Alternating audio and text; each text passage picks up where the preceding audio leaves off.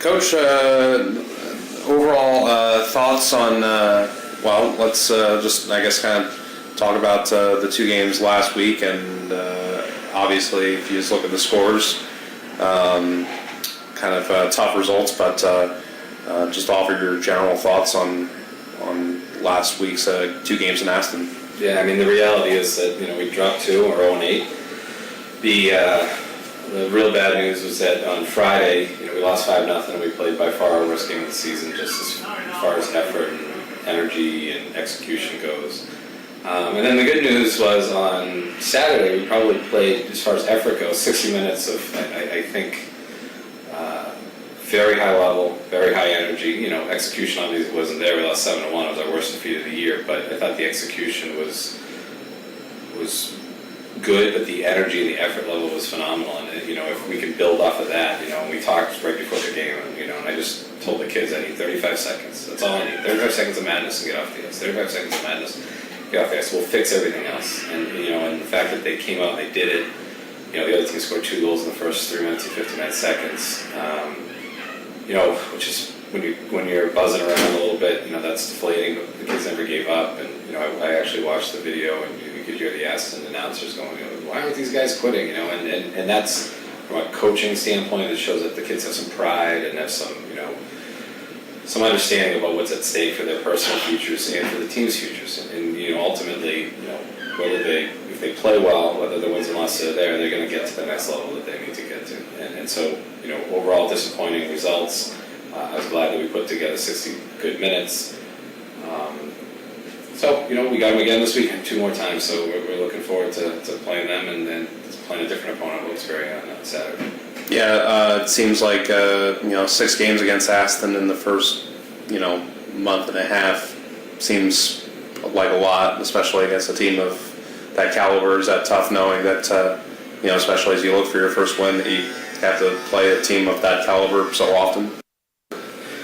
Yeah, I mean, the unfortunate reality for us is that there's no easy games. I mean, the only easy games are the teams that play us right now, and so whether we play Aston 20 times or we play them 0 times, I mean, it's going to be tough. I mean, Joe does a great job with Aston.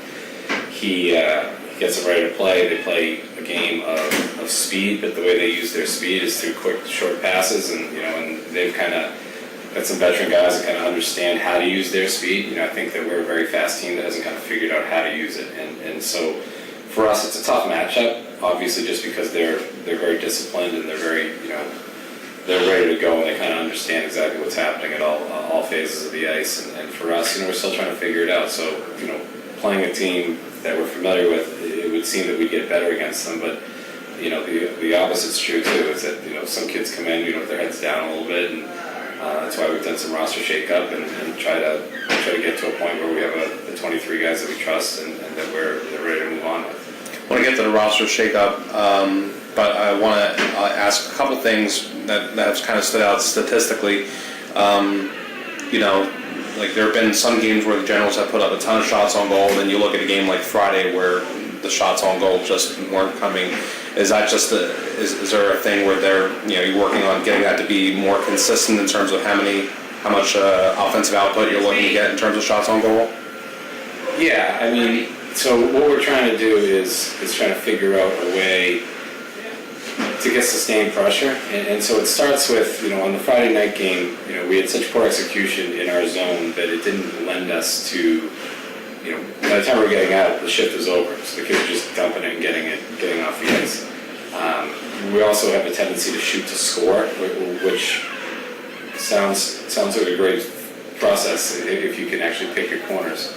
But if you're missing the net and leading their breakout, it turns into even more pressure in our zone and more time down there. So Saturday we really simplified. I said, just shoot for the goalie's chest. I mean, I just want it on the net. I don't care, because the kids have proven at this level that they're not going to probably hit their target more times than they're not. So if they aim for the goalie's chest, it actually probably go, and we ended up sustaining some pressure and getting some more shots and buzzing around a little bit more. I think they had 14 power plays, and we ended up with 32 shots on net. So that's a good output. The amount of shots they had, once again, factor in the 14 power plays, it makes it a little bit more of an even game. We need to do a better job on our penalty kill, but once again, we killed off 10 of them.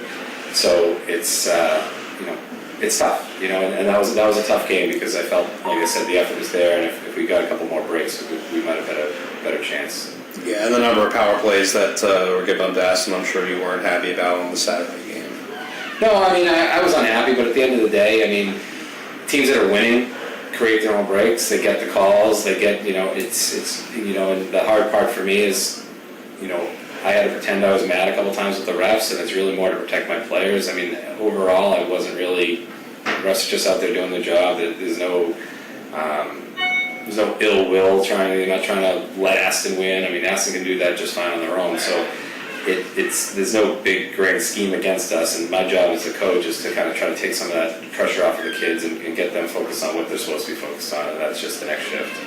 As far as roster goes, there have been quite a number of moves. I guess I'll leave it up to you how you would like to offer your thoughts and analysis on, the flurry of moves really that have taken place over the last week or so.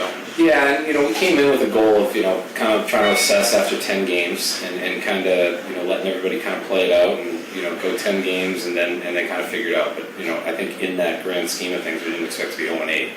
So we were kind of forced to make a few more moves sooner rather than later. And I kept a lot of the core guys intact. I really still believe in the core guys. It wasn't like we did a major roster overhaul, but we let Anthony Sveen go. He got picked up by Kenai. Very happy for him.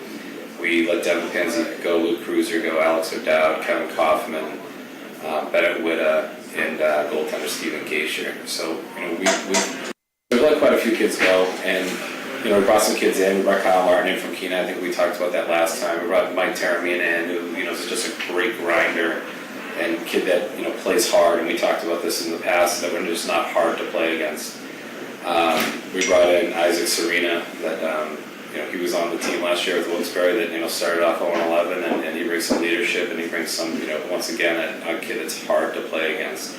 We brought in another young man that I've known pretty much since he was 6, Michael Fahey. He's a Brown commit. He was up in the BCHL as a Massachusetts kid. So he'll really help. He'll help solidify our top 6 forwards.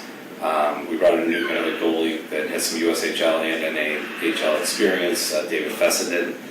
And, we brought those moves in to kind of help, once again, just be harder to play against. Whatever the result is, and, we know the win will eventually come. We just want to make sure that that we're keeping teams honest out there, and that we're not just letting them walk all over us. And so what Isaac and Mike Taramina do specifically is give us guys a little bit willing to bang, willing to do whatever whatever it takes to win. Michael Fahey gives us a nice skill guy up top that he's a natural centerman.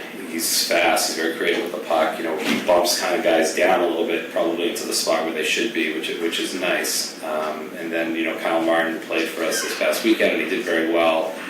Brought a physical attitude to the team, and brings a lot of locker room accountability. And that's kind of what we're trying to do, is bring in some 96s to kind of augment our locker room and make sure that we're not we don't have to be an old team, but we just need to augment some of our youth. And David Fessenden, he's a 98 goaltender, but he's got some experience already, and with Gabe Vinyl is our kind of our number 1 right now. There's a 99. We want to make sure that we don't abuse him physically and mentally early in the season.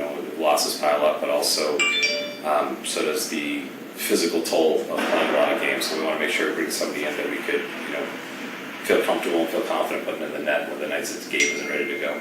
And as far as Vinyl goes, being on the NHL Central Scouting List, that's obviously something to be very proud of. Yeah, I mean, I think it's great. It's the right kid, and what I mean by that is obviously the hockey part.